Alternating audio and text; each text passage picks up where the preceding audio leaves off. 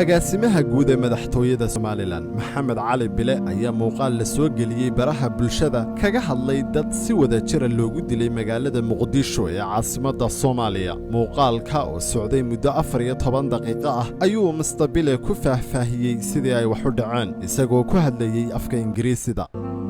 My name is Maxamed Cali Bile. I'm currently the Director General of the Somaliland Presidency and working with the President. magacaygu waa Maxamed Cali Bile imika waxaan ahay agaasimaha guud ee madaxtooyada Somaliland waxaan la shaqeeyaa madaxweynaha waxaanan ku noolahay magaalada Hargeysa ee Somaliland. It was a Friday, July 17, 1989. We were doing a waxay ahayd Jimce bisha July ahayd 17 sanadkii 1989 waxaan salaadii duhur ee Jimcaha ku tukanay masaajidka Sheekh Cali Jawhar ee magaalada Muqdisho markii la tukaday salaadii Jimce ee aanu masaajidka ka soo baxnay waxaan arkay ciidamo badan oo masaajidka ku hareeraysan waxaana dhacay isku dhac dadkii masaajidka ku tukanayay iyo ciidanka ahaa ciidanku dadka way tooganayeen dadkuna kaba ayay ku tuurayeen ciidanka. Clash between the army and people who were praying in the mosque.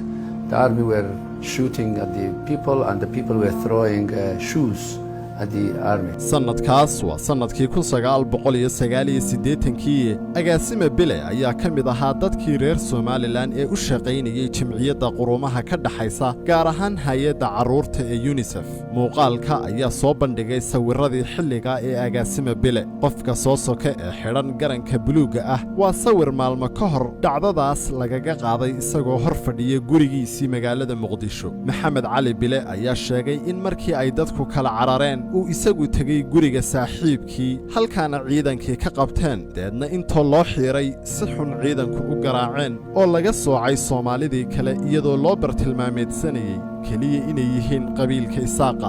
There was calculated prosecution against people who came from Somaliland in general or basically people who were Isaaqs. agaasimaha madaxtooyada Somaliland ayaa sheegay inuu ka badbaaday oo aan lagu darin dadkii loo qaaday xeebta jasiire ee magaalada Muqdisho si loo laayo. Maxamed Cali Bile ayaa sheegay in meesha lagu dilay 48 qof oo aan hubaysnayn ahaana dad rayd ahaa.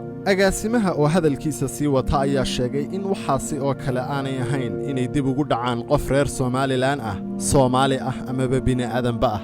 mar uu ka hadlayay wada hadallada Somaliland iyo Soomaaliya ayuu sheegay inaanay xukuumadda federaalka Soomaaliya diyaar u ahayn wada hadallada Somaliland taas oo uu sheegay inay xilal u magacowday qaar ka mid ah saraakiishii ciidamada Soomaalida ee lugta ku lahaa baabiinta iyo laynta dadka reer Somaliland. I believe there's a pressure on Somaliland to engage negotiations with Somalia, but I believe Somalia is not ready to engage negotiation and dialogue with Somaliland. madaxweyne Farmaajo ayuu agaasime Bile ku eedeeyay inuu kooxaha ka dagaalama Soomaaliya u dirayo dalalka dariska iyadoo muuqaalkana lagu soo daray hadal uu madaxweyne Farmaajo hore u sheegay. Even the president of Somalia 3-4 days ago was telling the militants in Somalia instead of fighting in Somalia they have to go to neighboring countries and fight, which he officially said on a camera. waxaa la jooga ajnabigaasna iyagu naftigoodu dalalkoodii waxay u soo diideen dhibaatada iyo burburka iyo dhimashada u soo diideen halkaana yimaadeen kuweena axmaqiyay noqdeen ma aadayaan meelaha kuwaan macnaha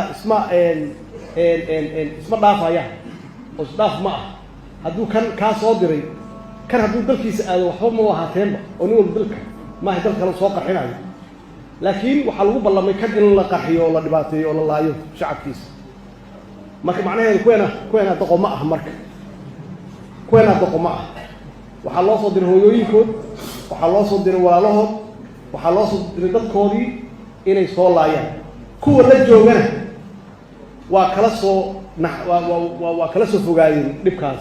Axmed Maxamuud Yuusuf telefishinka Saab Hargeysa.